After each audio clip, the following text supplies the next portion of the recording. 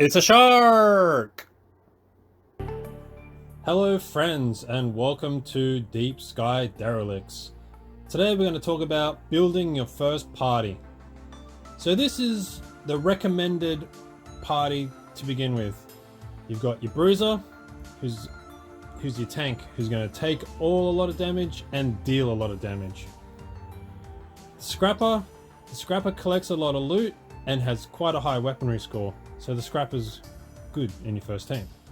And people recommend the technician. The technician can't really attack because they have a low weaponry score, they're quite weak. But they're good in the way that they can heal all your team's shields.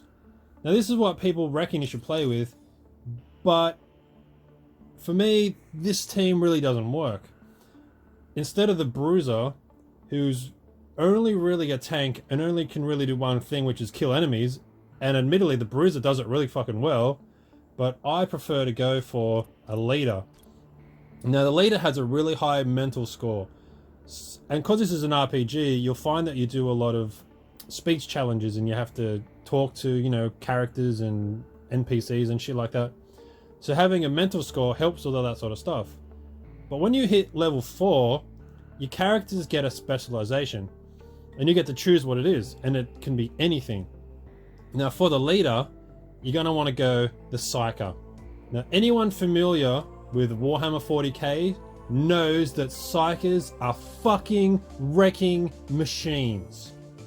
They can just deal so much damage, and in this game, it's exactly the same.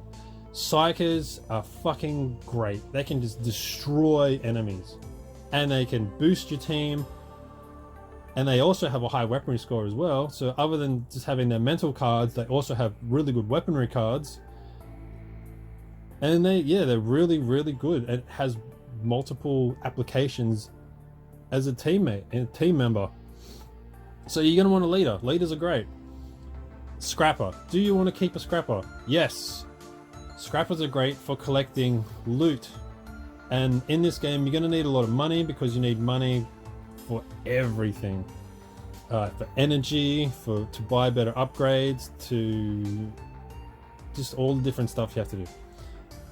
Money is good, so the more loot you get, the more money you have to spend on random stuff, including all your upgrades. And the scrapper also has a high weaponry score, so they are very good at dealing damage. Now when you get to the scrapper's specialization, you can choose the abilities for the scrapper, or you can choose something else. Now for my scrapper, I actually went for the shield master because I don't want to use a technician, because a technician can't attack, and having a character on the team that can't attack and just heals seems kind of pointless to me, because the best defense is a good offense. So if your enemies are fucking dead, they can't deal damage to your shields, can they? So I don't go for the technician. I give the scrapper the shield master ability, so the scrapper boosts everyone's shields as a passive ability. So you don't have to worry about having a high tech score, because they're passive abilities that give like 15, 30, 40% shield boosts and shield returns. So the passive abilities are fucking great. So you've got a person who has awesome loot abilities, is a good attacker, and can fix everyone's shields and boost everyone's shields all in one character, and that's fucking awesome. So for my last character, I like to go for the tracker. Now the tracker does have less health than the other characters, but the trade-off for that is they have a really high evasion skill, so the enemies are going to have a hard time hitting them. So you don't have to worry about them having less health, because they're not going to get a hit. And a lot of their abilities are sort of invisibility and evasion, so you don't have to worry too much about them being limited. You just give them a bigger shield core to have a bigger shield, and then it negates that lower health. And the trackers are fucking weapons.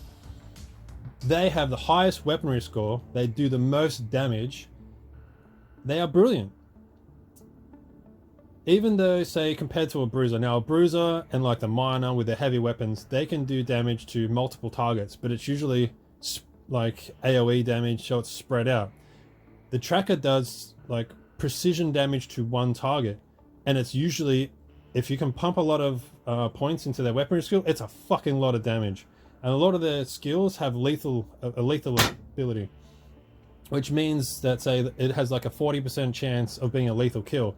So regardless of the enemy's shields or health, if it passes that lethal challenge, bam, the enemy's dead.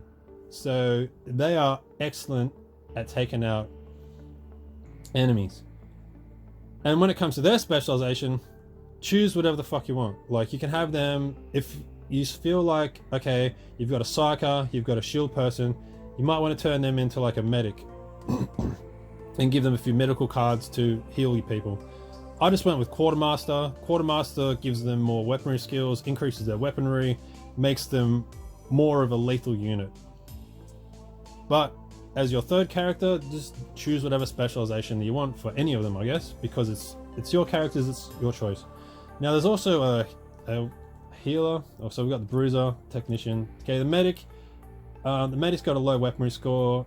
He'll heal your people, but once again, if your enemies are fucking dead, you don't have to constantly worry about healing everyone. So just kill your enemies to begin with. Leader, okay, scrapper. Miners, the miner's good.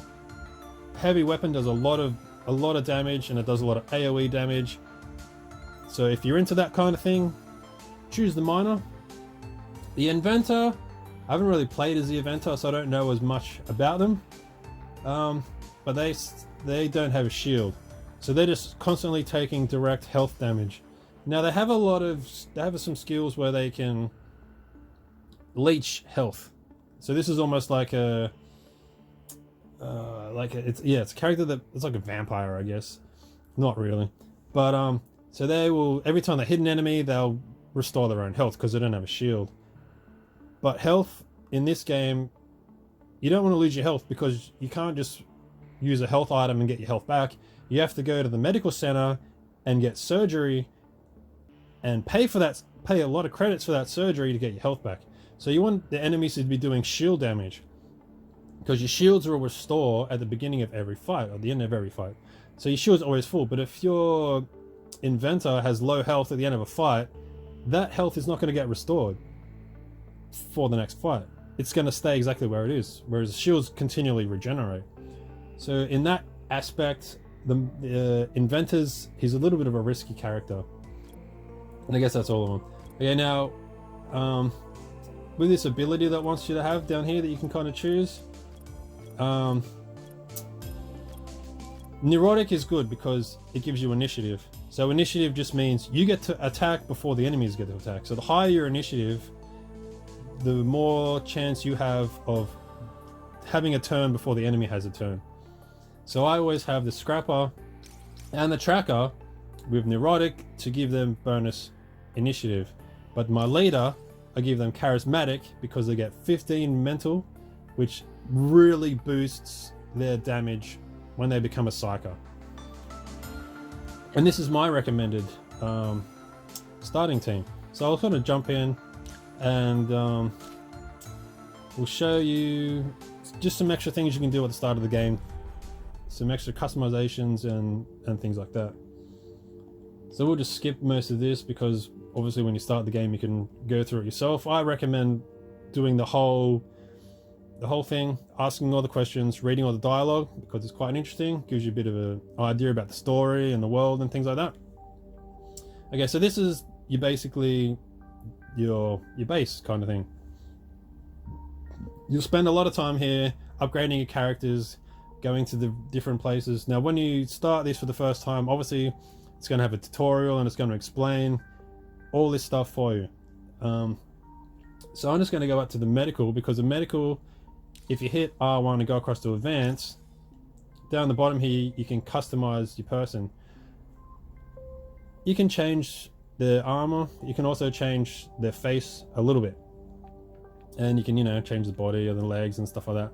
So that just gives you a little bit more customization. You can do a little bit of this at the starting screen as well, but if you do it here in the medical center, it just gives you a little bit more customization.